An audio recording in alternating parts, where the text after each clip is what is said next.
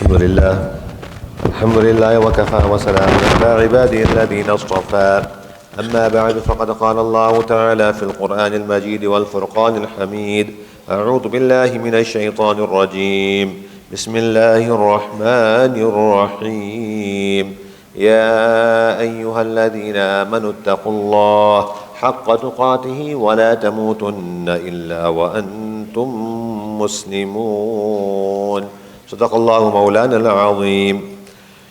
Last week we spoke about family matters and how we should take part in taking care of one another in the family.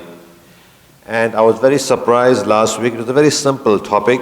For example, we spoke about relationships and how to be good to one another and how not to only be good to those that are good to us. And it was a very simple topic that we spoke about, and I didn't really think much about it. However, after the Jummah khutbah last week, it was very amazing that over 10 to 15 people came and said, "Thank you for talking about how we must respect our spouses." And many individuals came and said, "Thank you for bringing up the fact that how selfish we are to our husbands and wives, but how good we are to strangers that don't even care for our existence." Many women and many men last week, and I was really surprised. It's a very simple topic that we speak about. Rasul Sallallahu Alaihi Wasallam spoke about this all the time. Be good to your husbands, be good to your wives, be good to your families. And the amount of people that came and said, "I wish you speak more about this, so this way we can improve our lives." And I'm really astonished that this simple topic has had more impact on people than the other more serious topics that I think, or what we feel, that we should be talking about. So anyway, we won't talk more about that today. I apologize for that. But I'll end off with concluding last week's topic by saying the following: that the people that are closest to us are the most important. However, the people that are closest to us are the ones that we take for granted. It's a very important thing. The people that are closest to us are the most important, but the people that are closest to us are the ones that we take for granted. And all psychologists have made mention of this throughout research. And this is the thing that has created the tremendous amount of breakup in our families, in our social relationships, etc. And the reason for this is very simple. The reason for this is very simple. If you are close to me or I'm close to you, I take you for granted, and I always will say, I got to be better to the outsider out there rather than you, because you should understand that at the end of the day, so what if I abuse you, and so what if you abuse me? This is how humans are, unfortunately, and this creates tremendous amount of problems. That is why many of the Sahaba and many of the Tabi'een, when we study their lives, as their model, they would look for that which is the best. So for example, let's say I'm going to feed someone food. Well, the Sahaba and the Tabi'een and the many ulama, and I'll share what Mufti Taqi Osmani says about this very, very shortly. They would feed the one that is most religious. In today's time, we'd like to feed the one that does not have religiousness in them so we can impress them. Or for example, let's say I'm doing business. If a good man comes, a good woman comes, one that is religious and says, "Give me your business," we say, "No, no, no." Why? Because you are religious, you don't need my business. Or why do I need to buy blankets from you? Why do I need to buy kerosene from you? Why do I need to buy paraffin from you? Why do I need to buy gasoline from you? But someone that is violating the religion all the time, that's the one we'll go and give support to. Why? Because that person, mashallah, will have the nicest car in front. Even though we don't know how he got that car, he will be living a life of immorality. And what do we say? Inshallah, after I give him business, he'll change. This is how shaitan plays with us. And Mufti Taqi Osmani uses a very beautiful example here. And he says, there was a very poor man, and he would mow the lawn for his income. And he would make so little money that if I mentioned that amount, you'd laugh right now. That's how little money he used to make. He would take 33% of that money and spend it on his family. 33% of that money he would give in charity, and 33% of the money he would keep one side. And he would keep that money one side for one purpose, because every year in that neighborhood, the institution would call guests from outside. So they would call all the major shuyukh. That means the Bukhari, those that teach Bukhari, and those that teach Muslim Sharif, and those that teach Abu Dawood, and those that teach the works of Imam Tirmidhi. Now what's the sequence? 33% for his family, feed them whatever needed to be done, himself and his family. 33% was in a second category, giving out to poor. He himself was poor, by the way, but he would give out to the poor people out there. And 33% to feed the honorable people. 33% of his income was to give honor to those that were honorable. And they say the scholars used to come and they would wait for his invitation. Wealthy people will come and invite, and they'll say, no, we are busy, we are this, we are that. They would not go. But when this poor man would walk forward with his half-torn clothing, with, sometimes he would walk with torn sandals and whatnot, but they would wait for him and say, thank you for your invite, thank you for your invite, and they would go. And thereafter, he would have not very much food, just some rice, little bit of potato, little bit of meat, little bit of this, little bit of, and they would enjoy it, and they would make dua for this individual. Later the scholars write, when you look at the children of this man, and the grandchildren of this man, Allah has blessed them and blessed them and blessed them. How come? Because this simple man, Mufti Taqi Osmani writes, he had in him sincerity. He had in him devotion to do good. And he did not have his priorities mixed up. And this is, as we get ready inshallah for the month of Ramadan, this is what I want to talk about in the next few minutes inshallah, is what is our priority? Where do we spend our money? Where do we spend our wealth? Tax time was a few weeks ago, mashallah. And I was speaking to a few brothers and they were talking about taxes. And how this guy says, I feel depressed sometimes and I don't feel good and all these things. So the other brother at the invitation said, do you send money to the poor? No, I don't send money to the poor. When last did you send money to the poor? The guy said, I can't remember when last I sent money to the poor. MashaAllah is a wonderful home, wonderful car, wonderful everything. And I want you to listen to this conversation. So this one brother is telling the brother that's depressed, he says, tell me something, you filled up your IRS forms, you did all, yes I did it. How much interest did you pay in the year 2017? What's the question? How much interest did you pay in 2017 regarding your house? Some of you are smiling. He says, I paid no less than $6,000 in interest in 2017. Because you have houses, you have taxes, you have interest you pay, right. 6,000 he paid in how much? In interest payments. How much did you pay on your house taxes? 2,500. How much gone? 8,500. Let's go back to 2016. How much did you pay in interest 2016?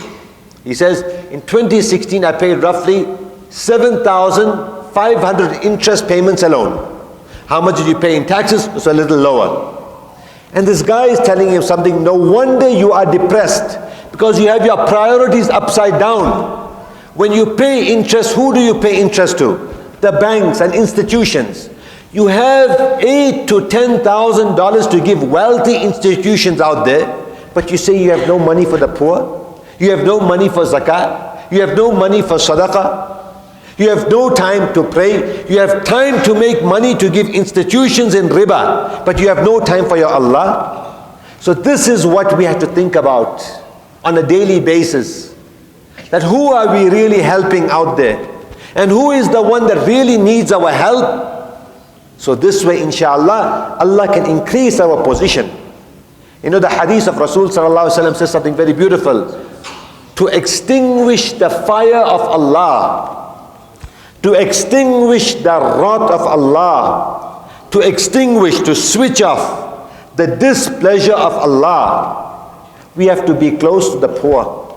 You have to help the needy. You have to help the ones that Allah subhanahu wa ta'ala is more with.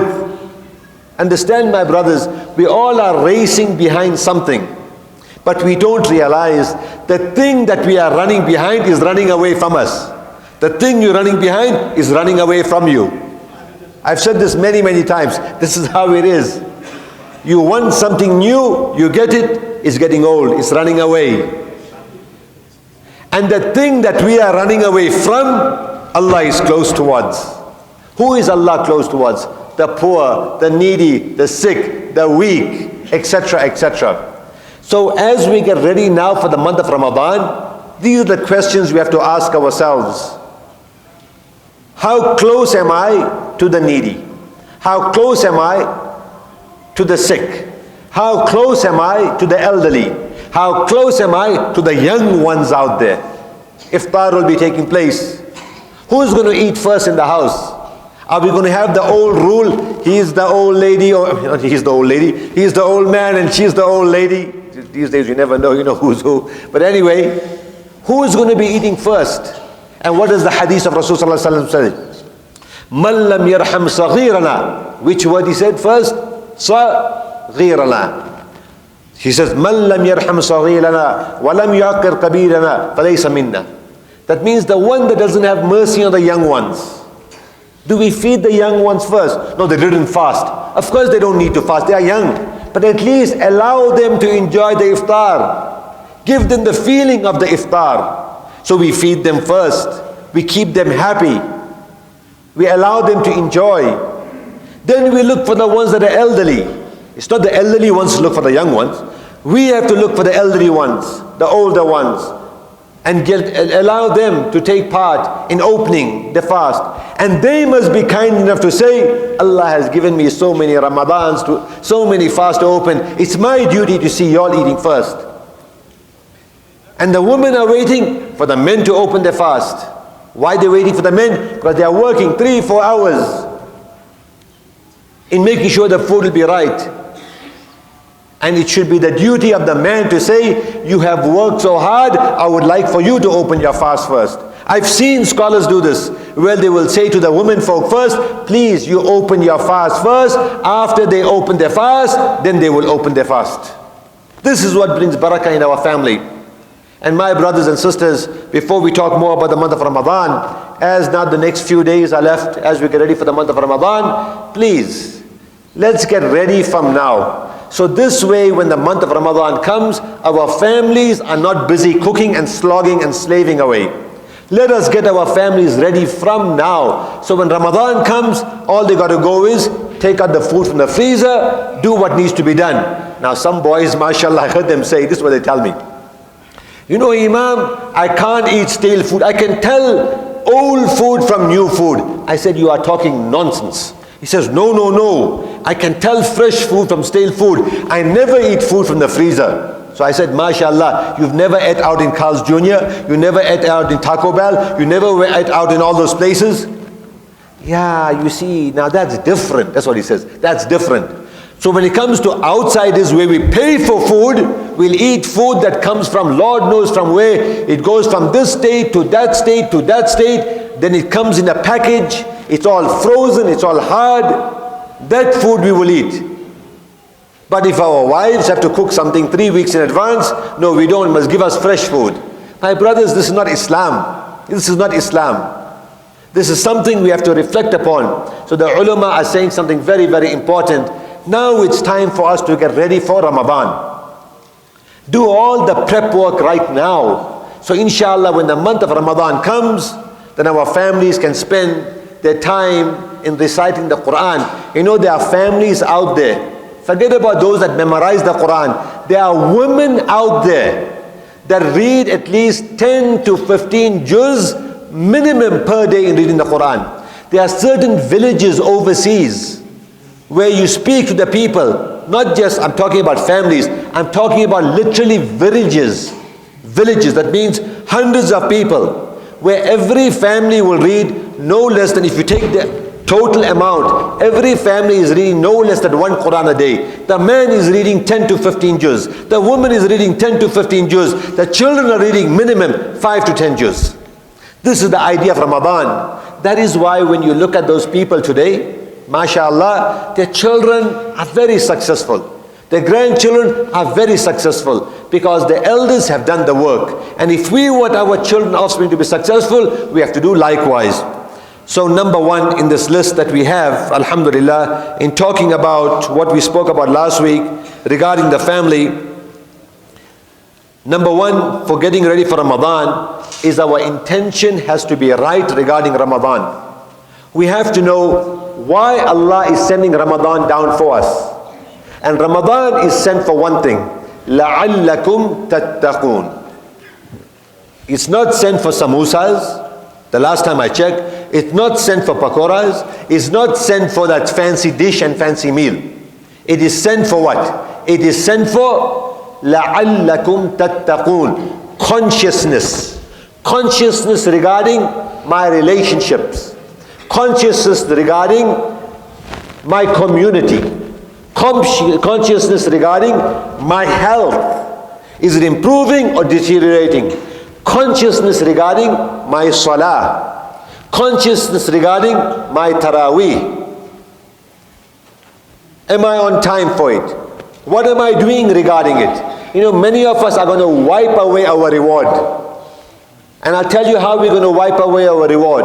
We're going to wipe away our reward by talking religion, but by not doing religion. I repeat, the hadith is very clear. We're going to wipe away our reward in Ramadan by talking about religion, but by not doing religion. We'll talk about the greatness of the Quran, but we can't stand for the Quran.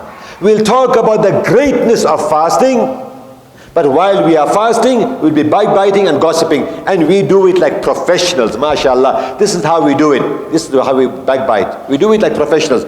Brother, I don't really want to tell you about so-and-so, but let me just tell you. Now what is that? Brother, I don't want to tell you about that sister, or the sister will say, I don't want to tell you about so-and-so, but because we are friends and you understand, let me just tell you about it. You have defeated the value of your fast, because we know full well from hadith of Rasul sallallahu alaihi wasallam that the one that backbites during fasting, what happens to the fast? It's as if they took part in starving. The hadith is very clear. A person who backbites and makes ghibah during their fast is like as if they are starved themselves. That's all they've accomplished, is a bunch of starvation. So number one, we've got to make the right intention, and we've got to make the right connection with our Allah as to why we are fasting. What's the purpose of our fast? And what are we doing to get to that purpose or that objective? Number two, prepare our bodies. It's a little late right now, but when the month started, Sha'ban, then one of the things Rasul sallallahu alaihi wasallam used to do, according to some hadith, he would fast the entire month. According to some hadith, he would fast in this month like as if he hadn't fasted in other months. And mashallah, we had a small program in the 15th of Sha'ban talking about this, where Rasul sallallahu alaihi wasallam would even pray so much in salah that when he would go in sujood, Aisha radiallahu ta'ala will come and shake his leg to see. So when he would move his leg, she realized he was alive. So then there's a thing going on here. Many of us think that we have to make long sujood, and we do it, by the way, in front of other people. One is making, you look at a man when he's praying alone, like people when they come in the masjid, mashallah, when they miss their salah and they come to pray and make up, 2 minutes they are done, 3 minutes they are done. But if somebody has to walk in the masjid while they are praying, all of a sudden that 2-minute prayer becomes a 10-minute prayer. So now you got to show people, you know, you are a good man. Now, Rasul sallallahu alaihi wasallam was not that way. He was not that way. In other words, when he would pray with his family, he would try to keep it quiet. He would try to keep it quiet so that way they don't get up from their sleep. And they say even when he would cry, he would try to cry inside. In today's time when we cry, we want to cry outside in front of people, so they must say, mashallah, that man, he cries a lot, mashallah. Maybe he's crying because he couldn't pay his taxes on time and he's getting a fine. We don't know what he's crying for. but we give him the benefit of doubt. And the point I'm trying to make here is, Rasul sallallahu alaihi wasallam used to pray so much during the month of this Sha'ban, that Aisha radiallahu ta'ala used to actually shake his leg. And when he would move his leg, then she knew he was alive, and she would go back to rest. Another very important point, when he would pray, he would not just get the whole family up. Those that got up, alhamdulillah. Those that didn't, alhamdulillah. And in today's time when we pray, we want to show everybody else how we are praying, so they must all get up. I asked the brother, why do you do that? He says, Imam, I'm lazy. You see, I don't like to pray. So I get them up so they pray, so that I get reward and I go back to bed. This is our mentality, mashallah. So don't try that trick, it's not a very good one. So number one, make the good intention. Number two, prepare our bodies for it. Through fasting as well as through salah, by coming to the masjid inshallah and getting ourselves ready for it. Number three, very, very important. Review your medical condition. Review your medical condition. Every year in Ramadan, we get some sister or some brother that's fainting, some sister or some brother that's crashing the car, some brother or some sister that ends up in hospital. So I'll say now, how come they're in hospital? Well, the doctor said they must not fast, but Imam, they just wanted to fast. Well, why? The doctor says you must not fast. The doctor even said fasting is not good for you. It can create bigger problems for you. Why did you fast? And they'll tell me something like, you have to give the fidya. The fidya is $10 for every fast that you missed, as you know. You got to feed a poor person. So roughly you will give about $10. Roughly, of course, these are all approximations. So you got to give. So this person now doesn't want to give $10 for every fast they missed. Well, if you don't have the money, you don't give. If you have the money, you give and you feed the poor person. This person has the money, they don't want to give, instead they want to fast, and they end up in hospital. Now they're going to pay a $3,000 bill. To save $300, you're going to pay $3,000. So number three, very important, check your medical condition. Also at the same time, if you are traveling and you don't have to fast. Now one brother called me, he was traveling from one place to another. Now as you know, sometimes the time shrinks, and sometimes from some places you go, the time increases. So for example, it's 2 o'clock here. In another direction, some directions when you go, it becomes 1 o'clock, it becomes 11 o'clock, it becomes 10 o'clock, it becomes earlier and earlier. So what happens is, your fast can end up being 24 hours, because you are traveling. Now this guy is calling me from wherever he is. Imam, I'm fasting 23 hours, and I got 2 hours more to go, and I can't take it anymore. I said, what's going on? He calls me on WhatsApp, and he says, so I said, what's going on? How can your fast get so long? He says, I'm traveling. I says, doesn't the Quran say if you are traveling, you must not fast? Now you are creating problems for yourself because you're not understanding what you are doing. So, but it's the other way around. If the fast gets smaller, then it's a different issue that we'll talk about some other time. So number three, review your condition, your medical condition. Review the facts, whether you are going to be traveling, etc. and take all this into consideration. Number four, very important point, try to observe as much as you can as far as nafil is concerned. And I'll conclude with this inshallah. Meaning, try to give extra sadaqah, try to perform extra salah, try to perform extra fast. So this way, when the month of Ramadan comes, inshallah, you are prepared and ready for it.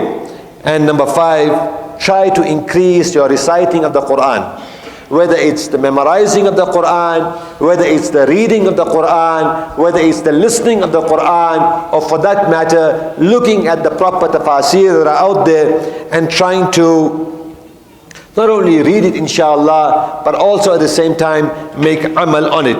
Alhamdulillah, there are so many wonderful CDs out there, so many wonderful channels out there, alhamdulillah. So use them to the best of your ability, and this way inshallah, you will be fully ready for the month of Ramadan. And a lot of brothers, mashallah, they are asking when is Eid already. They're not asking when is Ramadan, when is Eid. My brothers, the Sahaba used to ask the following question: when is Ramadan coming, and how can we prepare for Ramadan? Number one. And number two, they used to do something very, very important. Towards the end of Ramadan, they would wish Eid never came, and when Eid would come, they would be sad. They would be sad. And some of them would be sad for up to 3 months after Ramadan, that Ramadan has left us. And we are already worried about when is Eid, mashallah. So it's a different generation, as they say. So anyway, as we get ready for the month of Ramadan, take note of these few points that we have made, and inshallah it will help you in appreciate and give us the full benefit of لَعَلَّكُمْ تَتَّقُونَ. وآخر دعوانا الحمد لله رب العالمين.